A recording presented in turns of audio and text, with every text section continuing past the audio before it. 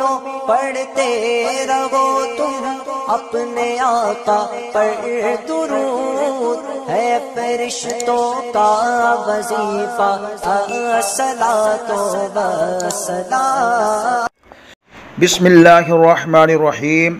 اللہم صلی علی سیدنا مولانا محمد بارک وسلم صلاۃ وسلاما علیک یا رسول اللہ صلی اللہ تعالی علیہ وآلہ وصحبہ وسلم۔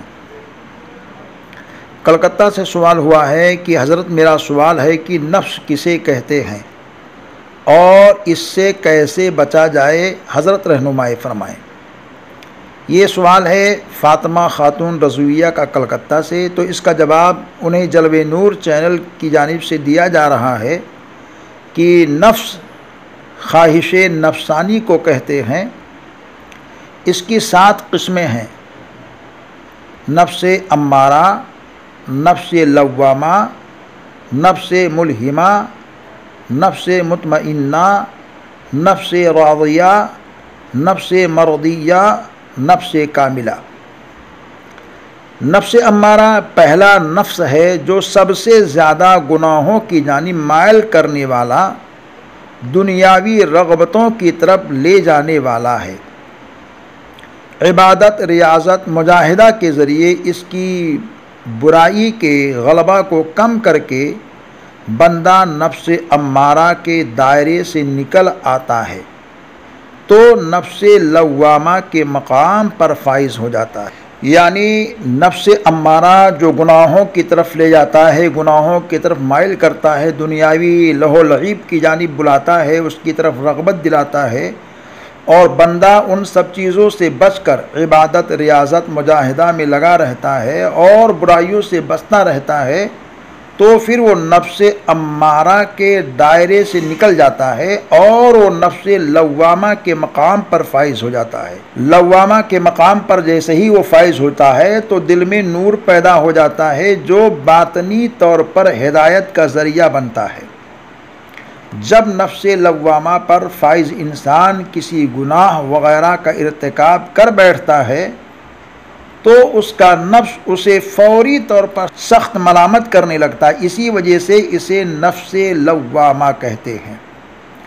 اللہ تعالیٰ نے قرآن شریف میں اس نفس کی قسم کھائی ہے، وَلَا أُقْسِمُ بِالنَّفْسِ اللَّوَّامَةِ، اور اس جان کی قسم جو اپنے اوپر بہت ملامت کرے۔ تیسرا نفس نفس ملہمہ ہے۔ جب بندہ ملہمہ کے مقام پر فائز ہوتا ہے تو اس کے داخلی نور کے فیض سے دل اور طبیعت میں نیکی اور تقوی کی رغبت پیدا ہو جاتی ہے۔ چوتھا نفس نفس مطمئنہ ہے، جو بری خصلتوں سے بالکل پاک و صاف ہو جاتا ہے اور حالت سکون و اطمینان میں آتا ہے۔ یہ نفس بارگاہ خدا عز و جل میں اس قدر محبوب و پسندیدہ ہے کہ اللہ تعالی حکم فرماتا ہے، یا ایتھا النفس المطمئنۃ ارجعی الی ربک راضیۃ مرضیہ، اے اطمینان والی جان اپنے رب کی طرف واپس ہو، یوں کہ تو اس سے راضی ہو، وہ تجھ سے راضی۔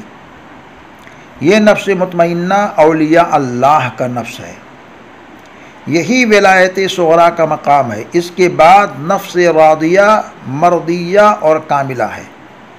یہ سب ہی نفس مطمئنہ کی اعلیٰ حالتیں اور صفتیں ہیں۔ اس مقام پر بندہ ہر حال میں اپنے رب سے راضی رہتا ہے۔ اس کا ذکر ان الفاظ میں کیا گیا ہے، ارجعی الی ربک راضیۃ مرضیہ، یعنی اے نفس مطمئنہ اپنے رب کی طرف لوٹ اس حال میں کہ تو اس سے راضی ہو۔ حضور اقدس صلی اللہ تعالی علیہ وآلہ وسلم نے ارشاد فرمایا کہ جب اللہ عز و جل اپنے بندوں سے نیکی کا ارادہ رکھتا ہے تو اس کو اس کے نفس کے عیوب سے خبردار کرتا ہے۔ دوسری جگہ حضور اقدس صلی اللہ تعالی علیہ وآلہ وصحبہ وسلم کا ارشاد ہے کہ تمہارا سب سے بڑا دشمن خود تمہارا نفس ہے، جو تمہیں برے کاموں میں مبتلا کر کے ذلیل و خوار کرتا ہے اور طرح طرح کی مصیبتوں میں مبتلا کر دیتا ہے۔ حضرت شیخ شرف الدین یحییٰ منیری رحمۃ اللہ تعالی علیہ فرماتے ہیں کہ نفس بھوکنے اور کاٹنے والا کتا ہے، جب وہ ریاضت سے مطیع ہو جائے تو اس کا رکھنا مباح ہے۔ کشف المحجوب میں ہے کہ نفس باغی کتا ہے، نفس کو مجاہدہ یا شیخ کامل ہی پاک و صاف کر سکتا ہے۔ الغرض نفس امارہ وہ نفس ہے جو برائی پر ابھارتا ہے، اس کی مخالفت کرنی چاہیے۔ حضور اقدس صلی اللہ علیہ وسلم نے ارشاد فرمایا، کوئی شخص اس وقت تک مومن نہیں ہو سکتا جب تک کہ اپنی خواہشات کو میرے لائے ہوئے احکام کے تابع نہ کرے۔ بزرگان کاملین فرماتے ہیں کہ نفس کو خواہشات اور لذتوں سے روک دیا جائے، عبادت کا بھاری بوجھ نفس پر لادا جائے، اللہ رب العزت سے مدد مانگی جائے اور اس کی بارگاہ میں پناہ تلاش کی جائے، ہر دن محاسبہ کی جائے۔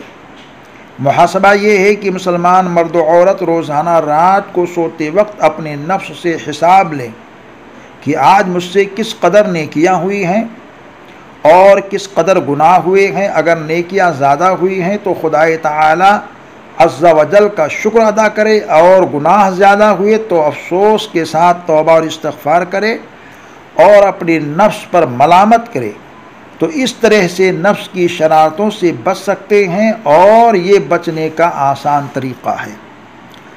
صبح و شام اللہ کا ذکر، توبہ استغفار، نمازوں کی کثرت، ذکر الہی میں رہنا، رسول پاک صاحب الاولاق صلی اللہ علیہ وسلم کی بارگاہ محبت میں درود و سلام کا تحفہ پیش کرنا، توبہ اور استغفار کرتے رہنا، یہ سب چیزیں نفس امارہ کو شکست دیتی ہیں، اور بند مومن نفس امارہ سے نکل کر دوسرے منازل کی جانب بڑھتا رہتا ہے۔ دعا ہے اللہ تبارک و تعالی ہم سب کو صحیح طور پر اللہ کی رضا والی زندگی عطا فرمائے، دین کی باتوں کو عام کریں، زیادہ سے زیادہ شیئر کریں، احباب تک دین کے پیغام کو پہنچائیں۔ السلام علیکم ورحمۃ اللہ وبرکاتہ۔